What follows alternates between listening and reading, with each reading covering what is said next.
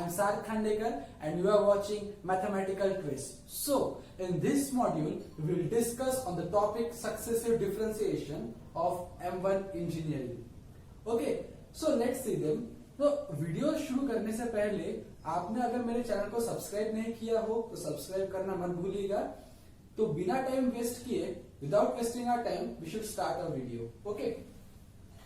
Now in this video, I will tell you some standard results to find the nth derivative. Okay.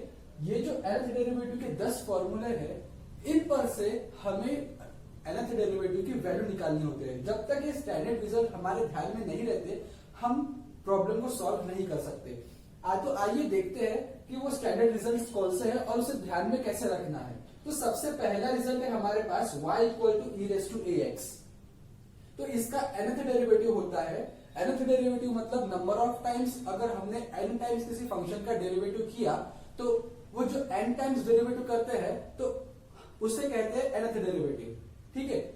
तो इसका nth derivative होगा a raise to n into e raise to a x. ठीक है. तो आप अगर simply इसे differentiate करोगे e raise to a x को तो इसका डेरिवेटिव आएगा a e raise to a x. इसका सेकंड डेरिवेटिव करेंगे तो ये आएगा a square into e raise to a x. इसका थर्ड डेरिवेटिव करेंगे तो ये आएगा a cube into e raise to a x. तो सिंपली हो रहा क्या है, यहाँ पे a का पावर एक से बढ़ रहा है तो इसलिए a रेस टू n और ये टर्म जो हर डेरिवेटिव में सेम आ रही है तो ये वही रहेगा e raise to a x. तो e raise to a x का nth डेरिवेटिव आ गया a raise to n into e raise to a x. मैं इस वीडियो में आपको इन सारे फॉर्मूले की डेरिवेशन नहीं बताऊंगा. यहाँ पे सीधा रिजल्ट गिवन है. मैं आपको रिजल्ट ध्यान में कैसे रखना है सिर्फ मैं उतना बताऊंगा और जल्दी से जल्दी इस प्रॉब्लम में किसी भी प्रॉब्लम में इंप्लीमेंट कैसे करना है देखते बराबर हमें कौन सा स्टैंडर्ड रिजल्ट यूज करना है मैं सिर्फ इतना बताऊंगा आपको. ठीक है. तो सेकंड रिजल्ट है हमारे पास y equal to 1 upon x plus a. तो इसका nth डेरिवेटिव होता है -1 to the power n into n factorial upon x plus a to the power n plus 1. ठीक है. तो हम जब इसे ऊपर लेके जाते हैं तो ये पावर में जाके -1 होगा x plus a raise to power -1. तो जब हम उसका डेरिवेटिव लेंगे तो हर डेरिवेटिव में ऊपर का जो माइनस है वो सामने आएगा क्योंकि x रेस टू n का डेरिवेटिव होता क्या है, पावर सामने पावर 1 से कम. तो पावर में जो माइनस साइन रहेगा वो हमेशा ब्रैकेट के सामने आएगा और जितने टाइम्स हम डेरिवेटिव करेंगे तो वो पावर -1 के पावर में जाएगा. ठीक है. तो -1 टू द पावर n, फिर ये n फैक्टोरियल जितने टाइम्स हम डेरिवेटिव करेंगे तो उसका फैक्टोरियल. उसके बाद में जो डिनोमिनेटर में टर्म है x plus a to the power n plus 1. तो जब हम ऊपर का माइनस नीचे लेके आते हैं तो पावर सामने तो पावर 1 से बढ़ता है. तो -2 का होगा -3, -3 का होगा -4. तो पावर 1 से बढ़ रहा है इसलिए n प्लस 1. ठीक है. तो ये आ गया. अब इसी का स्पेशल केस लीनियर फैक्टर जब रहा, यहाँ पे x का कोएफिशिएंट 1 था और अगर x का कोएफिशिएंट 1 से दूसरा हो यानी 1 से बड़ा कुछ भी हो लेकिन 1 नहीं हो तो उस केस में क्या होता है, सिर्फ यहाँ पे -1 की जगह पे -a आता है. बाकी फॉर्मूला एज इट इज. ठीक है. तो ये हो गया हमारा थर्ड रिजल्ट. अब आता है ट्रिग्नोमेट्रिक की तरफ. तो y equals to sine of a x plus b. हमें इसका nth डेरिवेटिव निकालना है. तो x के पीछे का कोएफिशिएंट जो है उसका पावर n और sine of a x plus b ये एज इट इज रहेगा और ये ब्रैकेट के अंदर plus n times pi by 2 इतना ऐड होगा. यही साइन के लिए है और यही कॉस के लिए है.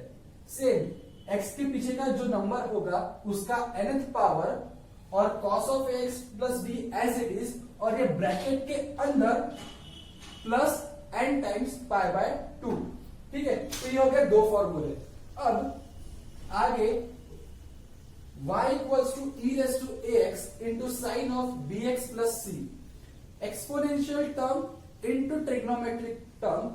अगर ऐसा रहा तो इसका nth डेरिवेटिव क्या आएगा, तो इसका nth डेरिवेटिव आएगा एक्सपोनेंशियल टर्म में x के पीछे के नंबर का स्क्वायर प्लस ट्रिग्नोमेट्रिक टर्म में ब्रैकेट के अंदर x के पीछे के नंबर का स्क्वायर, इन दोनों स्क्वायर की एडिशन होगी और पावर में n/2, ठीक है। और ये e रेज टू एक्सपोनेंशियल जो टर्म है वो exponential term as it is, और फिर से sine of dx plus c as it is, और ये ब्रैकेट के अंदर plus n times tan inverse of b by a आएगा।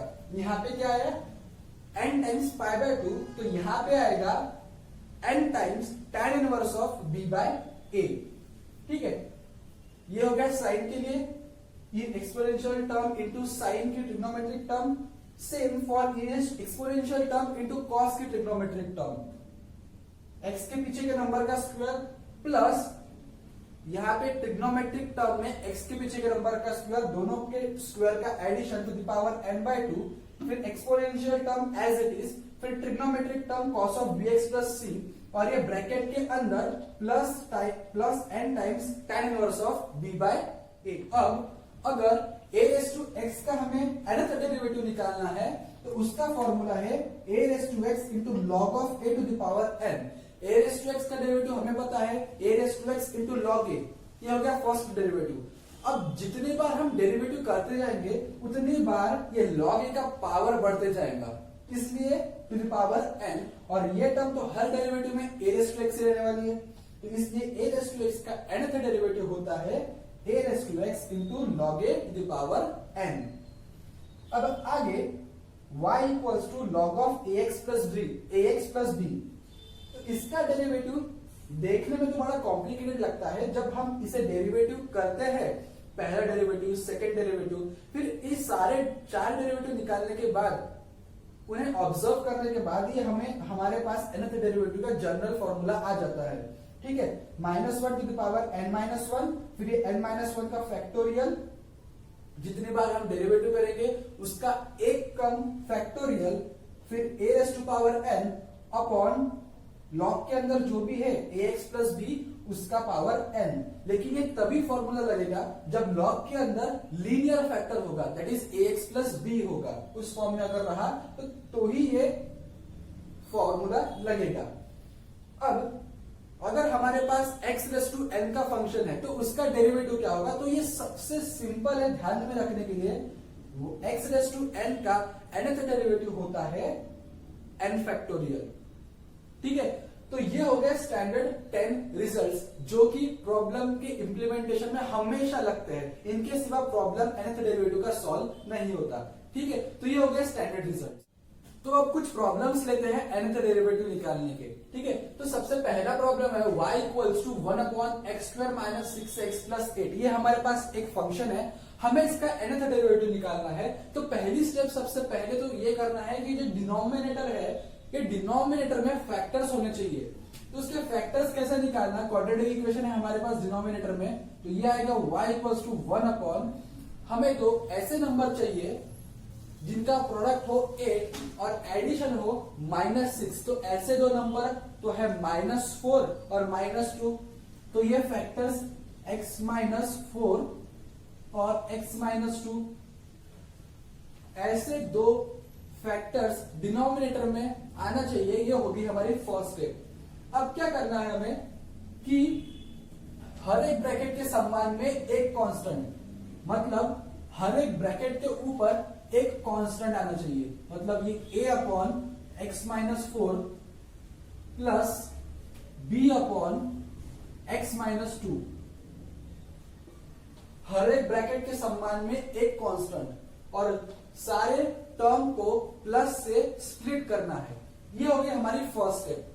अब हम इसे दोनों का एलसीएम निकाल के स्प्लिट अप करेंगे, तो ये होगा 1/x-4 into x-2 equal to a into x-2 plus b into x-4 upon x-4 into x-2, ठीक है। अब ये डिनोमिनेटर कैंसिल हो जाएगा, हमारे पास क्या बचेगा, a into x-2 plus b into x-4 equal to 1। ये हमारे पास आ गया। ठीक है, मैं इसे नाम देता हूं 1, ठीक है, और इसे नाम देता हूं 2। अब हमें क्या करना है, ये जो कांस्टेंट हमने दिए हैं ए और बी, हमें इनकी वैल्यू निकालनी है। तो इसकी वैल्यू कैसे निकालना, तो जिसे हमने इसे इक्वेशन 1 नाम दिया है, तो हमें ए की वैल्यू निकालनी है। तो ए के नीचे जो ब्रैकेट है हमें उसको देखना है, बाकी किसी को भी नहीं देखना। ए के नीचे जो ब्रैकेट है वो ब्रैकेट 0 कब होता है, जब x की वैल्यू 4 होगी। हमें वैल्यू निकालनी है a की, तो a के डिनोमिनेटर में जो ब्रैकेट है हमें उसे देखना है, और वो ब्रैकेट 0 कब होता है, जब x की वैल्यू 4 होती है।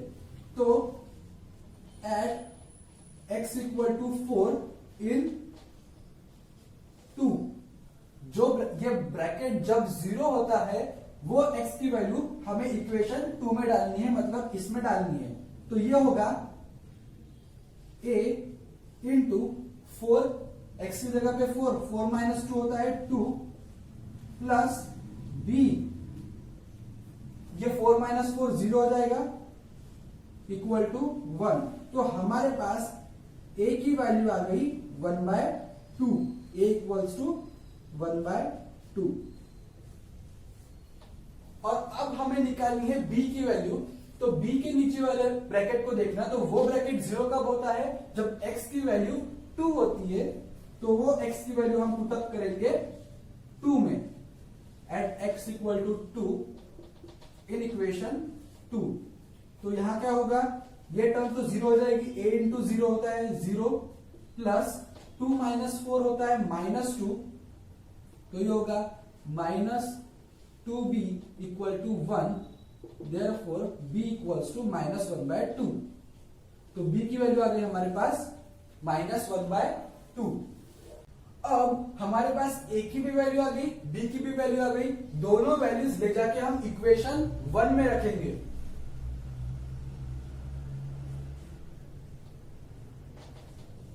सो इक्वेशन 1 बिकम्स, ये क्या होगा, y इक्वल्स टू a की वैल्यू क्या है हमारे पास 1/2, तो ये 1/2 upon x minus 4, plus b की वैल्यू है हमारे पास -1/2 अपॉन ये x माइनस 2। ठीक है, ये हमारे पास अभी y की वैल्यू आ गई। तो यहां पे हमें करना है differentiating n times, differentiating n times with respect to x। With respect to x हमें इस y को n टाइम्स डिफरेंशिएट करना है, तो हमें डायरेक्टली y की वैल्यू लिखनी होगी। तो ये डायरेक्टली कैसे लिखेंगे हम, तो इसके पहले हमने जो स्टैंडर्ड रिजल्ट्स देखे उसमें जो 1 अपॉन लीनियर फैक्टर था जिसमें x का कोएफिशिएंट 1 था, हम वो रिजल्ट यूज करेंगे, क्योंकि यहाँ पे 1 अपॉन लीनियर फैक्टर है और यहाँ पे x का कोएफिशिएंट 1 है। तो ये तो आएगा 1/2 इंटू 1 अपॉन x माइनस 4 का nth डेरिवेटिव आएगा -1 to the power n into n factorial upon x minus 4 to the power n plus 1।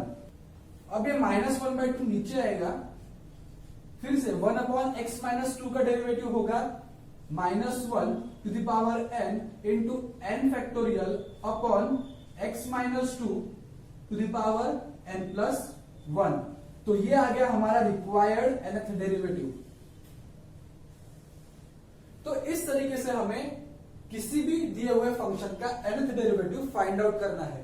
ठीक है, तो ये हो गया हमारा। सबसे पहली स्टेप क्या है कि हर एक ब्रैकेट के सम्मान में एक कांस्टेंट लिखो। पहले तो डिनोमिनेटर में ब्रैकेट्स बनाओ, उसके बाद में हर ब्रैकेट के सम्मान में एक एक कांस्टेंट करके डिवाइड कर दो सबको प्लस साइन से। फिर उसके बाद में हमें यहाँ का एलसीएम लेके सिंप्लीफाई करना है, ये डिनोमिनेटर फिर कैंसिल आउट हो जाएगा। जब हम और ज्यादा प्रैक्टिस करेंगे तो ये स्टेप से डायरेक्टली ये स्टेप लिखना है, ये बीच में की स्टेप कैंसिल आउट कर देना, यहां से सीधा ये स्टेप पे आना। ठीक है, तो उसके बाद में हमें a और b की वैल्यू निकालनी है। तो a के नीचे जो ब्रैकेट है वो ब्रैकेट 0 कब होता है वो चेकआउट करना। तो ये ब्रैकेट 0 होता है जब x की वैल्यू 4 होगी, तो हमें x की वैल्यू इक्वेशन 2 में डालनी है 4, ताकि हमें a की वैल्यू मिल सके। तो यहाँ पे हमने x इक्वल टू 4 डाला तो b 0 हो गया, हमें a की वैल्यू मिल गई 1/2। अब हमें निकालना है b की वैल्यू, और b का ब्रैकेट 0 होता है एट x इक्वल टू 2। तो x इक्वल टू 2 ये वैल्यू हम इक्वेशन 2 में सब्स्टिट्यूट करेंगे, तो ये a 0 हो जाएगा और b की वैल्यू मिल जाएगी हमें -1/2। अब हमारे पास a की भी वैल्यू है, b की भी वैल्यू है, दोनों वैल्यूज ले जाके हम पुट अप करेंगे इक्वेशन 1 में, तो इक्वेशन 1 बनेगा ऐसा। तो फिर इस इक्वेशन को हमें n टाइम्स डिफरेंशिएट करना है विथ रिस्पेक्ट टू x। तो डिफरेंशिएट करने के बाद सीधा हमें डायरेक्टली yn लिखना है, मतलब nth डेरिवेटिव लिखना है। तो यहाँ पे फॉर्म है 1/लीनियर फैक्टर, जहां पे x का कोएफिशिएंट 1 है। तो हमें इसके पहले जो हमने स्टैंडर्ड रिजल्ट्स देखे उसमें से जिसका 1/लीनियर फैक्टर है और x का कोएफिशिएंट 1 है, हमें वो फॉर्म यूज करना होगा। तो वो होगा -1 into n फैक्टोरियल अपॉन ये जो डिनोमिनेटर में ब्रैकेट है उसका पावर n+1। सेम फॉर्मूला हम यहीं पे अप्लाई करेंगे, तो ये होगी हमारा nth डेरिवेटिव की वैल्यू। ठीक है, तो ये होगा हमारा फर्स्ट प्रॉब्लम। तो एक और एग्जांपल लेते हैं, y = sin 4x into sin 5x। हमें इसका nth डेरिवेटिव निकालना है। यहाँ पे दो ट्रिग्नोमेट्रिक फंक्शन के बीच में इंटू है, तो हमें इस इंटू को प्लस या माइनस में चेंज करना होगा। तो ये होगा y = -1/2 cos of 9x minus cos of -x। cos of -x होगा, cos अगर माइनस अगर cos के अंदर आता है तो माइनस वो cos खा जाता है, तो ये होगा cos of 9x minus cos of x। तो ये फॉर्मूला कैसे आया, तो इसके लिए आपको मेरा ट्रिग्नोमेट्रिक के इंपॉर्टेंट फॉर्मूले वाला वीडियो देखना होगा। आप मेरे चैनल पे जाके भी देख सकते हैं, या फिर मैं वीडियो की लिंक डिस्क्रिप्शन बॉक्स में प्रोवाइड कर दूंगा। ठीक है, तो ये अब हमारे पास आ गया ये। अब हमें इस y का nth डेरिवेटिव लेना है, तो हम इसे डिफरेंशिएट करेंगे n times with respect to x। इस y को हम n टाइम्स डिफरेंशिएट करेंगे विथ रिस्पेक्ट टू x, तो हमारा nth डेरिवेटिव y n आएगा -1/2 इंटू ये आएगा ट्रिग्नोमेट्रिक फंक्शन है, तो ट्रिग्नोमेट्रिक फंक्शन का डेरिवेटिव nth डेरिवेटिव क्या होता है, जो x के पीछे जो नंबर है, x के पीछे जो कोएफिशिएंट है उसका nth पावर, तो ये आएगा 9n, फिर cos 9x cos of 9x, और उसके बाद में n टाइम्स π/2, फिर ये माइनस, फिर x के पीछे जो नंबर है उसका nth पावर, मतलब ये 1n, मतलब ये होता है उसके बाद cos of x plus n times π/2। ठीक है, अब ये -2 को अंदर मल्टीप्लाई कर देंगे तो ये टर्म पॉजिटिव हो जाएगी, तो इसे पहले लिख देता हूं, तो ये आएगा 1/2 और ये 1 का power n into cos of x plus n times π/2 minus 9n/2 cos of 9x plus n times π/2। ये हो गए हमारे yn की वैल्यू। तो this is the required answer. तो ये आ गया हमारा nth डेरिवेटिव। तो क्या किया, सिंपली हमने इस इनटू को प्लस या माइनस में कन्वर्ट किया। ठीक है, उसके बाद में इस y को n टाइम्स डिफरेंशिएट किया, और उसके बाद में हमारा required yn nth derivative of y आ गया। ठीक है, तो अब तक हमने देखा कि अगर 1 क्वाड्रेटिक फैक्टर रहा तो उसको कैसे सॉल्व करना, फैक्टर्स निकाल के क्वाड्रेटिक इक्वेशन के। फिर उसके बाद में हमने देखा कि अगर ट्रिग्नोमेट्रिक फंक्शन रहा तो उसका nth डेरिवेटिव कैसे निकालना, वो भी हमारा हो गया। अब हम देखेंगे कि अगर हमारे पास दिया हुआ फंक्शन है इस फॉर्म में, दैट इज 1/x² प्लस किसी नंबर का स्क्वायर, तो इसे कैसे सॉल्व करना with the help of concept of complex number. ठीक है, तो अभी अगर मेरे पास ऐसा फंक्शन रहा 1/x² - 9, तो ये तो हो गया हमारा a² - b², तो हम इसे a + b × a - b के फॉर्म में लिख सकते हैं। लेकिन अगर हमारे पास x² + 9 है तो इसके लिए हमारे पास कोई फॉर्मूला नहीं है। तो इसका मतलब ये, तो हमें इसे ऐसे स्प्लिट अप करना पड़ेगा ताकि हम ए स्क्वायर माइनस बी स्क्वायर का फॉर्मूला यूज कर सके। तो इसे रीअरेंज में करता हूं तो ये होगा y इक्वल्स टू 1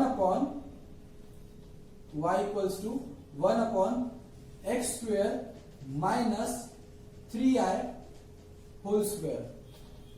अब मैंने ये कैसे लिखा, तो इसके लिए कॉम्प्लेक्स नंबर का यूज किया, जहां पे i का मतलब होता है रूट ओवर -1, i स्क्वायर का मतलब होता है -1, i क्यूब का मतलब होता है i, और i रेज़ टू 4 का मतलब होता है 1।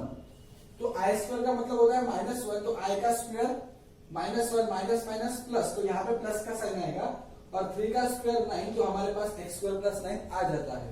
ठीक है, अब ये हमारे रिक्वायर्ड फॉर्म में आ गया ए स्क्वायर माइनस बी स्क्वायर के। अब हम इसे स्प्लिट अप करेंगे फॉर्मूला लगा के, तो ये आएगा y equals to 1 upon x square x plus 3i into x minus 3i। अब हमें तो चाहिए डिनोमिनेटर में फैक्टर्स, वो फैक्टर्स आ गए, फिर हर एक ब्रैकेट के सम्मान में एक कांस्टेंट, तो ये आएगा y equals to 1 upon x plus 3i into x minus 3i equals to a upon x plus 3i plus b upon x minus 3i। ठीक है, ये हो गया हमारा इक्वेशन 1। अब एलसीएम निकाल के सिंप्लीफाई करेंगे तो हमारे पास आएगा 1 equals to a into x minus 3i plus b into x plus 3i। ये हो गया हमारा इक्वेशन 2। अब हमें निकालनी है a की वैल्यू, तो a 0 कब होता है, जब x की वैल्यू -3i हो। तो at x equals to -3i in equation 2, तो ये 3i की वैल्यू हम इक्वेशन 2 में डाल देंगे, तो हमारे पास आएगा -3i डालेंगे तो ये 0 हो जाएगा, और बचेगा हमारे पास सिर्फ ये, तो -3i दैट इज -6i, तो हमारे पास a की वैल्यू आ गई -1/6i।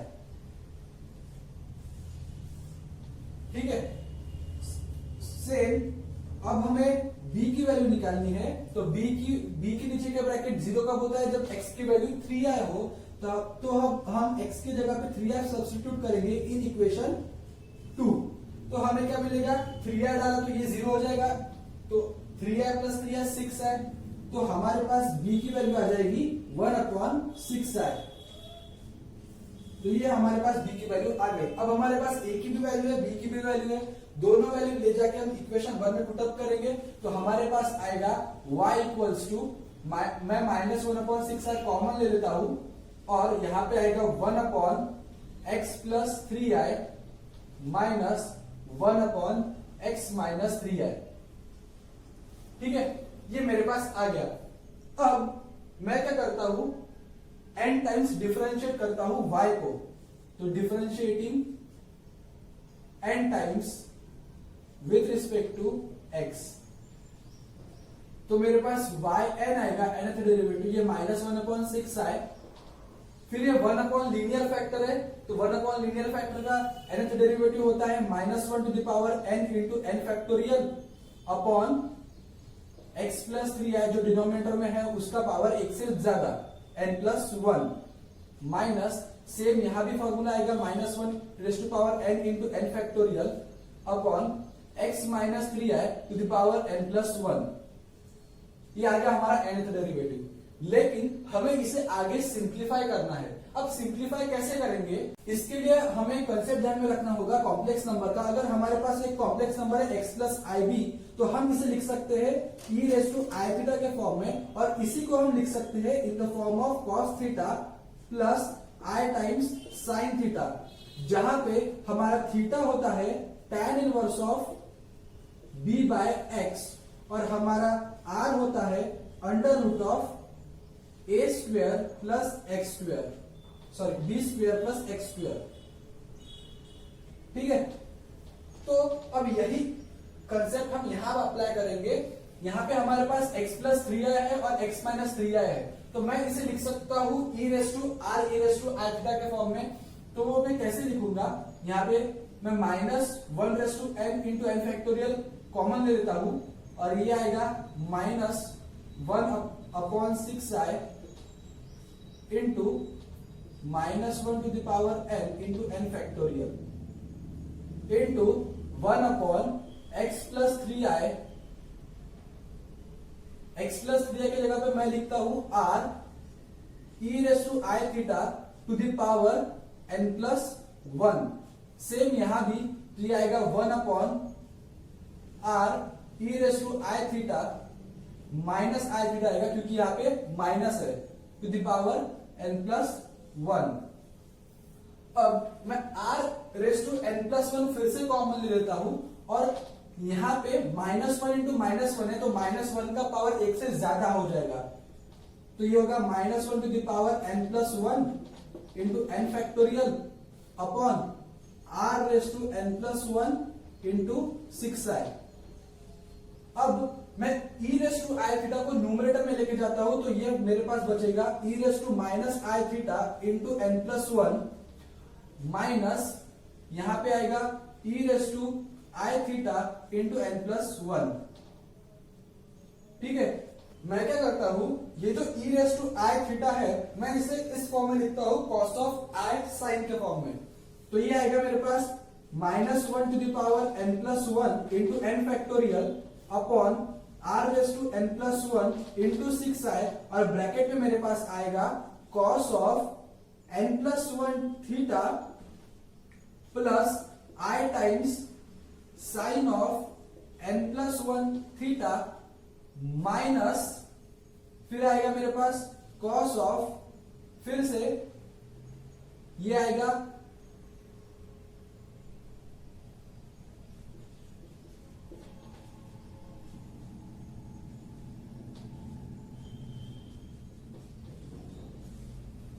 तो ये आ जाएगा। अब ये cos ऑफ n+1 थीटा है तो कैंसल आउट हो जाएगा और बचेगा मेरे पास यहां पे आएगा और बचेगा मेरे पास सिर्फ 2i sin n+1 theta.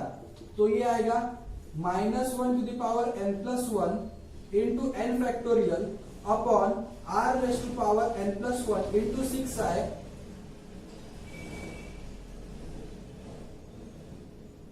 Into ये 2i sin n+1 थीटा।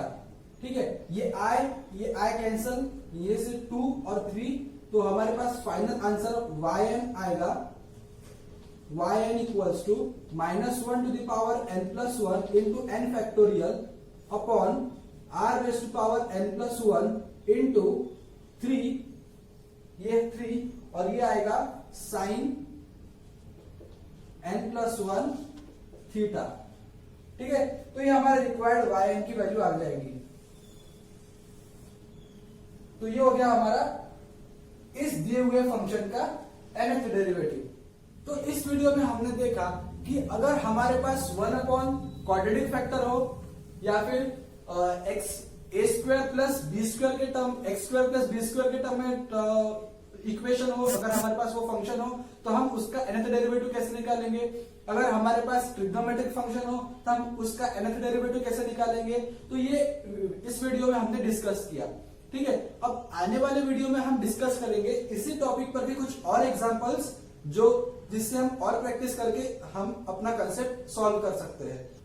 तो अगर ये आपको वीडियो अच्छा लगा हो या फिर कैसा लगा हो, कुछ सजेशंस हो तो आप कमेंट बॉक्स में अपना ओपिनियन दे सकते हैं। ठीक है, so thank you for watching this video.